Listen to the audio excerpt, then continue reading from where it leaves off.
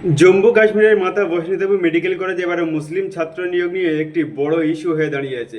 বিশ্ব হিন্দু পরিষদ এবং আরএসএস এর কর্মকর্তারা দাবি করছে যে হিন্দু ছাত্রদের জন্য একটি বিশেষ কোটা হওয়া উচিত। তারা দাবি করছে যে 50টি সিটের মধ্যে 42টি মুসলিম ছাত্ররা কেন পাবে। এখানে যেহেতু মাতা বৈষ্ণো দেবী কলেজ এবং সেই ট্রাস্ট থেকেই কলেজটি চলে, সেখানে হিন্দুদের ছাত্রদের সংখ্যা বেশি হওয়া উচিত। 2025-26-এর প্রথম ব্যাচের এমবিবিএস সিটে 50টি সিট, সেখানে মুসলিম ছাত্রদের দেওয়া হয়েছে 42টি এবং হিন্দুদের বা অন্যান্যদের জন্য মাত্র 8টি। সেই নিয়েই বিশ্ব হিন্দু পরিষদ এবং আরএসএস দাবি করছে এটি ধর্মীয় বিভাজন।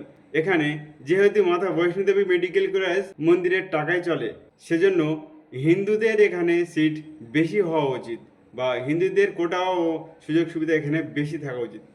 কিন্তু কলেজ কর্তৃপক্ষ দাবি করছে নিয়োগ এবং ভর্তি সম্পূর্ণ নিট স্কোর এবং সেখানকার অর্থাৎ জম্মু কাশ্মীরের আইন অনুযায়ী ও জনসংখ্যা অনুযায়ী সেখানে নিয়োগ করা হয়। এক কথায় সেখানে শিক্ষাগত যোগ্যতা হিসেবেই সেখানে নিয়োগ করা হয়। কিন্তু বিশ্ব হিন্দু পরিষদ দাবি করছে যেটি ধর্মীয় ভারসাম্যহীনতা।